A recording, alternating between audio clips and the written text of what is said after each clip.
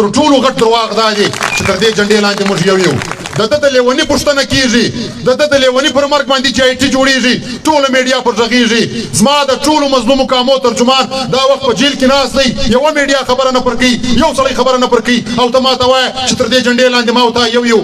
په 100 کاله یې ولاکه در سره ومنم په 1000 کاله یې ولاکه در سره ومنم زورورو جرنیلانو په خلاف راوتلی سو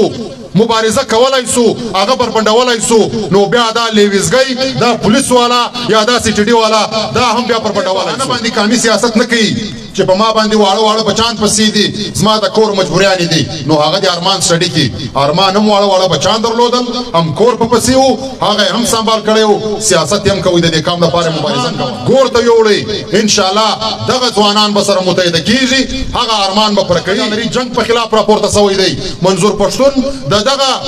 پښتني او افغاني خاورې لپاره راپاڅېدلی دی چې زه پر خپله دغه مقدسه خاوره باندې نور دغه پنجابي ناپاکه قدمونه نه ایله کوم بدرنګه کوي ژرنده که د پلار ده هم په وار ده نن یې کوه نن دې وار دی د نن دغه غونډه د ملي شهید ارمان لوني د 5م تلین په مناسبت سره راجوړه سوې ده اول خو ارمان لوني شهید ته د ده پر 5م تلین باندې د عقیدت د مینې د احترام سره ګلونه وړاندې کوم په دا هیله چې خدای پاک دې موږ ته هغه توان هغه همت راکړي چې د ارمان شهید هغه نیمګړي ارمانونه تر سره ورسوو او دغه کام ته خپلواکي راوړو عزیزانو ارمان لوني 15 کاله مخکې په 2 فروری باندې همدغه د بوري په ښار کې د ریاستي ادارو لخوا په شهادت ورسېدی ارمان لوني دلته په لورلای ښار کې چې د پولیسو د نوکرۍ دپاره کوم ځوانانو دغه د لورلایي ولس هلته د انټرویو دپاره تللي ول پر هغه ځای باندې حمله وسوه په هغه کې د دغه بوري ښار پښتانه په شهادت ورسېدل د دغه واقعې پر خلاف باندې پښتون ژغورنې غورځنګ په لورلایي ښار کې پرلط کښېنولی و ارمان له کراچي دغه پرلط ته ځان راورسوئ په دغه پرلط کې ناست و د ارمان په لورلایي کې 1 فوټ مځکه هم نسته ارمان په لورلایي کې د 1000 روپو جایداد نه لري خو یوازې او یوازې د پښتونولۍ د افغانیت په خاطر د دغه خاورې په خاطر د دغه ولس په خاطر ارمان رالی دغه په بوري ښار کې ناست و دغه د بوریوالو سره چې کوم ظلم سوی و دلته چې د بوري کم ځوانان په شهادت رسېدلي ول د دغو دپاره انصاف غوښتی په دغه ښار کې په پرلط کې ناست و خو بیا تاسو ولیدل چې په دغه ښار کې ارمان په شهادت ورسوئ او بیا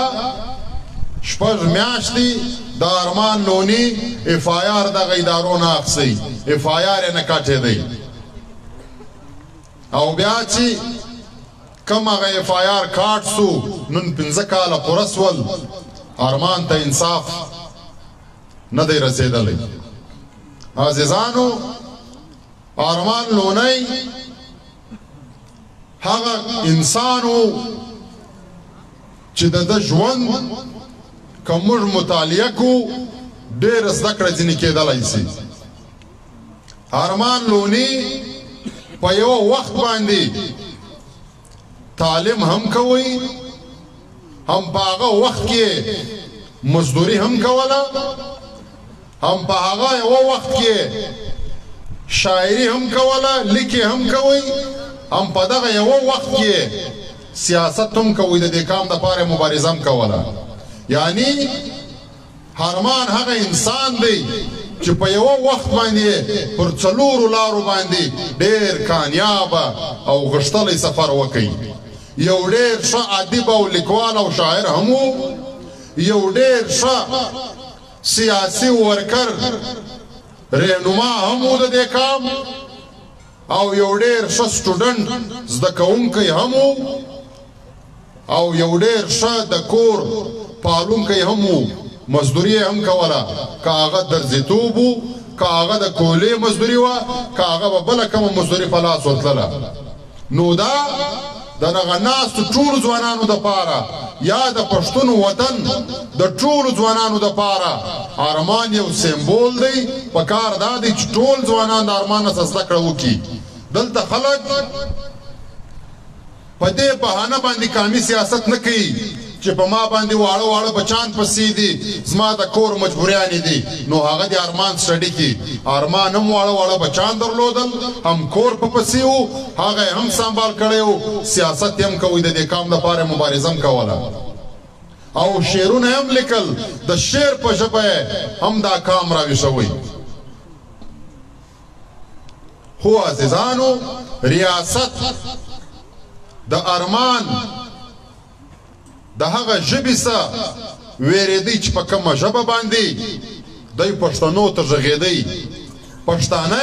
په خپله قضیه باندې خبرول. ارمان د پښتونخوا وطن په کور کور ګرځېدی، د پښتونخوا وطن هر علاقې ته تللی،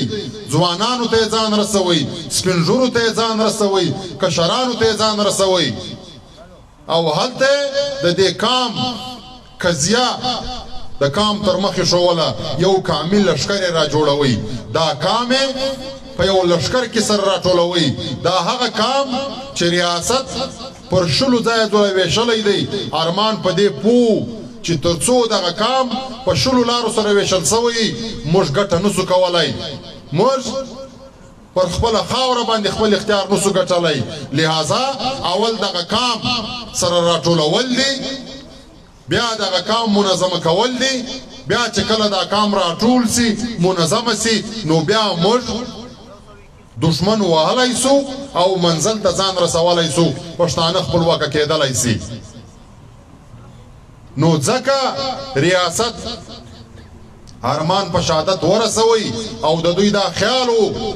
چې دغه سړی د منځه ځینې وباسي، نو بیا به دا کام پاته سي. خدا د ریاست خام خیالي وه. ریاست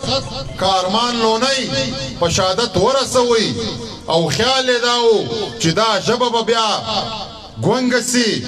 بیا به پښتنو ته څوک دا خبرې نه کوي. نو نن موږ ریاست ته دا وایو چې راسه نن یې وګوره، دغه ناست خلک ټول د ارمان د فکر خلک دي، د ارمان پر لاره روان خلک دي او هغه ارمان چې ارمان ګور ته یوړي، انشاءالله دغه ځوانان به سره متحده کیږي، هغه ارمان به پوره کوي چې ارمان ګور ته وړی دی او دا به بیا د ریاست شکست وي. دا به بیا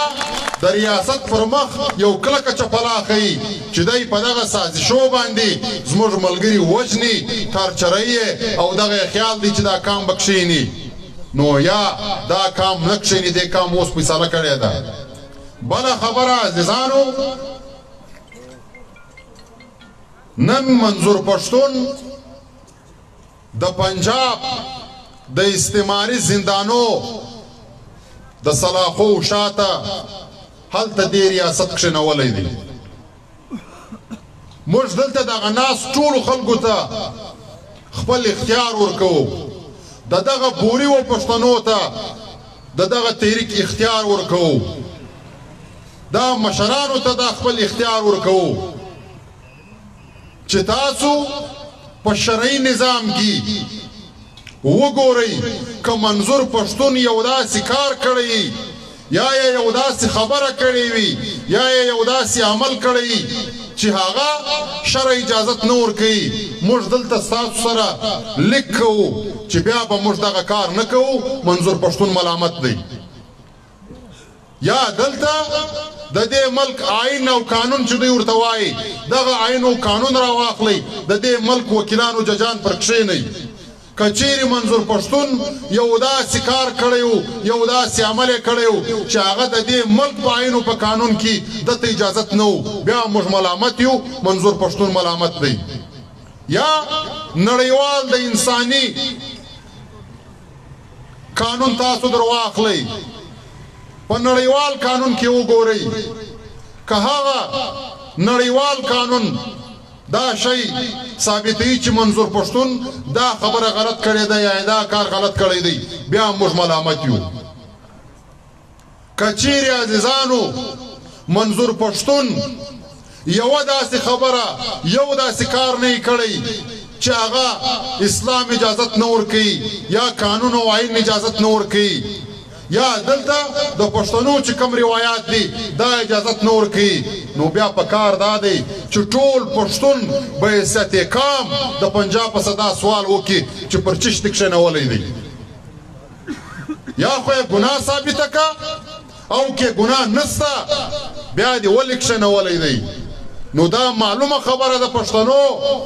په وچ زور یې کښېنولی دی. پنجاب ځان ته زورور وایي ځکه ستا د پښتنو یو ترجمان د دې مظلومه قوم رهبر دا وخت د جیل د سلاخو شاته کښېنولی دی او بیا هلته له ده سره ډېر غیر انساني سلوک روان دی. قربانۍ ورکوي او دا زموږ یقین دی چې دغه قربانۍ به یو ورځ خامخا رنګ راوړي. عالم ویلی دی او د مظلوم سره په څنګ کې درېدلی دی. تاسو در یاد کړئ هغه وخت چې په 8 اګست باندې 2014 کې د کوټې د سیول هسپتال منظور پښتون د دغه په خلاف را پاڅېدلی دی. منظور پښتون د دغه پښتنو ته د انصاف غوښتلو دپاره را پاڅېدلی دی. منظوران په باره ملکو کې جایدادونه جوړوي یا پنجاب په آبادوي د دغه ډالري جنگ په خلاف راپورته سوی دی. منظور پښتون د دغه پښتني او افغاني خاورې دپاره را پاڅېدلی دی چې زه پر خپله دغه مقدسه خاوره باندې نور دغه پنجابي ناپاکه قدمونه نه هیله کوم بدرنګه کوي. منظور پښتون دا وایي او په دغه جرم باندې منظور پښتون نیولی دی. نو لہذا عزیزانو منظور پښتون پر دې کام باندې ننګ کړی دی پر دې اولس یې ننګ کړی دی پر دې خاوره یې ننګ کړی دی. اوس وار د دغه اولس او د دې ولې چې دا د ټولو پښتنو ترجماني کوي د ټولو پښتنو رهبر دی. موږ به دا ور ثابتوو. تاسو ولیدل یو پنجابی په باولپور کې مړ سولو صلاح الدین یې نومولو او د ده د کور د انسانانو انټرویو پرته ده چې د ده دماغي توازن ټیک نه و لیونی و میډیکل رپورټ یې پروت دی چې دماغي توازن یې ټیک نه و. هلته د بینک ATM ماشین ته ننوتلی و هغه ماشین یې رایستی سیکورټي ګارډانو وژلی و. خو بیا د هغه لیوني د مرګ په خلاف باندې د دې ملک صدر وزیر اعظم د پنجاب IG پولیس د پنجاب وزیر اعلی د دې ملک د سپریم کورټ چیف جسټس د ټولو نوټس واخیستی او یو GIT کمیټۍ جوړه سوله ټوله میډیا په ډکه وله چې ډېر غټ ناورین سوی دی. ولې چې هغه پنجابی و د پنجاب یو مثال ورسره و بیا که هغه لیونی و که هر څه و خو پنجابی و ځکه د ده پر مرګ باندې ټول سر راوغورځېدل اسمان یې پر سر واخیستی. نن منظور پښتون د جیل د سلاخو شاته ناست دی دا ټول خلک خاموشه دي څوک خبر هم نه پر کوي. یا چې دلته پرون ملي شهید عثمان لالا په شهادت ورسېدی بیا دا یوه سړي هم خوا نه که په بده تعزیت یې هم نه وکوي. GIT خو هلته پرېږده نورې خبرې خو هلته پرېږده. یا چې ارمان لوني په شهادت ورسېدی بیا دا ټول خاموش ول. یا چې عارف افغان په شهادت ورسېدی بیا دا ټول خاموش ول. یا چې په خړ کمر کې د روژې په میاشت کې په سره غرمه د فوج زموږ 14 ځوانان په شهادت ورسول 45 زخمیان کړل بیا دا ټول خاموش ول هېڅ کیسه نه وه. یا که هغه په واڼه کې په 6 جون باندې هلته زموږ د غورځنګ ملګري په شهادت ورسېدل بیا دا ټول خاموش ول هېچا غږ نه کوئ. او د دې باوجوده بیا خلک راځي وایي دلته در دې جنډې لاندې موږ یو یو دا زموږ ملک دی. په دې منافقت باندې باید پښتانه نور پوه سي. تر ټولو غټ درواغ دا دی چې تر دې جنډې لاندې موږ یو یو د ده د لیوني پوښتنه کېږي د ده د لیوني پر مرګ باندې چې آی ټي جوړېږي ټوله میډیا پر غږېږي زما د ټولو مظلومو کامو ترجمان دا وخت په جیل کې ناست دی یوه میډیا خبره نه پر کوي یو سړی خبره نه پر کوي او ته ما ته وایه چې تر دې جنډې لاندې ما او تا یو په 100 کاله یې ولاکه در سره ومنم په 1000 کاله یې ولاکه در سره ومنم نو عزیزانو پښتنو په دغه نارو باندې په دغه ترانو باندې 15 کاله غولولي یو 15 کاله خطا ایستلی یو نور خدای ته وګورئ دا لمن ته وګورئ په دغه منافقت باندې نور سر خلاص کړئ نور مه په خطا وځئ هغه پښتانه یو متل کوي وایي که یو سړی یو وار دوکه درکړي خدای دې دواړې خطا کړي کې دویم ځل دوکه درکړه بیا دې خدای دواړې خطا کړي او کې دریم ځل دوکه درکړه بیا دې خدای ستا دواړې خطا کړي چې دا سر نه خلاصوې په پسې 15 کاله یې غولولي یو که اوس هم موږ سر نه خلاصوو بیا به زموږ کسور په خپله بیا موږ دی نسو ملامتولی بیا به دا کام په خپله کسورواری همداسې عزیزانو پرون نوړمه ورځ په کوټه کې موږ دا ارمان لونی د 5م سن په مناسبت سمینار را جوړ کړی وو دا سمینار ته زموږ د وزیرستان دغه ننګیالي میلمانه راغلي ول شرکت یې کوئ هلته په روډ باندې زموږ ملګري ور وتلي ول د دوی استقبال یې کوئ پر دغه باندې اف آی آر کړی موږ د خپل شهید ورځ لمانځو یو خو دې را شهید کوي د یو بچانو پلار دې په شهادت ورسوي هغه بچان دې بې پلاره کړل هغه مور دې بې زویه کړه هغه پلار دې بې زویه کوي هغه خوندې دې بې وروره کړلې چا غږ نه درته وکوي نن چې زه ورځ جوړوم ته ما هغه ورځ جوړولو ته هم نه پرېږدې اف آی آر را باندې کوې خو دا وچه کلکه بدماشي ده دا وچ کلک زور دی خدا ورته وایو نن دې وار دی کوه زموږ وار به هم راسي پښتانه وایي ژرنده که د پلار ده هم په وار ده نن یې کوه نن دې وار دی چې زما وار رالی بیا یې در سره ولیکه چې دا څومره دې کړي دي داسې بیا ګیله ونه کې چې تاسو زیاتوب وکئ نو پر هغه سمینار باندې اف آی آر کړی دی او پرون یې زموږ د نوي کلي 4 ملګري نیولې دي چې دا وخت هلته په تاڼه کې دي او یو ملګری سی ټي ډي پورته کړی دی موږ دغه سی ټي ډي یا دغه پولیس یا دغه ټولو ته وایو چې تاسو خو سر خلاص کړئ تاسو چې هر چیرې وژل سوي یاست هر چا ټارګټ کړی یاست دا وایدنۍ تحریک دی چې ستاسو دپاره راوتلی دی جلسې او جلوسونو مظاهرې یې کړې دي چې موږ په وطن کې موږ دغه نه منو خو نن تاسو هم د دغه پنجابي استعمار په خوله باندې زموږ پر ملګرو باندې اف آی آرونه کوئ او د شپې زموږ ملګري پورته کوئ دا مه کوئ دا مه کوئ دا خپل خلق وپیژنئ زموږ مبارزه د پنجاب د استعماري قوتو خلاف ده او د دې ملک د هغه کرپټو جرنیلانو خلاف ده چې دې وطن ته ترهګري راولې ده او ډالر یې ګټلې دي تاسو د دې څخه لرې سئ که نه چې موږ د هغه زورورو جرنیلانو په خلاف راوتلی سو مبارزه کولای سو هغه بربنډولای سو نو بیا دا لیویزګي دا پولیس والا یا دا سی ټي ډي والا دا هم بیا بربنډولای سو بیا ستاسو کار هم در کولای سو نو لہذا له دې کاره کښېنئ د دې کاره کښېنئ او بله خبره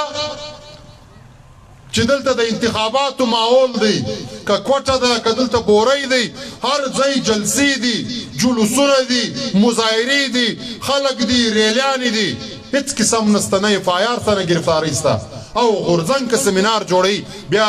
اسمان را نړېږي پر دې باندې بیا سوچ تاسو وکئ دا چې نن راغورځېدلي دي په یو نامه په بل نامه موږ هیچ چا ته بد نه وایو زموږ ورونه دي خو د دوی څه په مخواست دی چې دغه ختم سي دغه انتخابات مو بیا چې پر دا قوم باندې سخته راځي په هغه ورځ هم بیا راوځئ په هغه ورځ هم بیا دا روډو ته راوځئ کښېنئ په دا کام خوا بدوئ نور وخت مو نه اخلمه دا به زموږ وعده وي که پر دا کام باندې هره سخته راتله هر ویر راتلی په سب کې به تر ټولو تر مخه دغه غورځنګیان وي دغه ملګري به وي نور نه له تاسو ووټ غواړو نه له تاسو پیسې غواړو نه دغه پارلمان باندې اعتماد لرو نه دغه پارلماني سیاست کوو په ننګ افغاني باندې ولاړ یو له تاسو سمم دا هیله ده چې په ننګ افغاني را سره ودرېږئ په پښتونولي را سره ودرېږئ چې خپله خاوره وګټو پر خپلو معدنیاتو خپل اختیار وګټو امن راولو د ترهګرۍ خاتمه وکړو او دغه بدشکله خلک د خپله وطنه پسې واخلو ډېره مننه خوشحاله اوسئ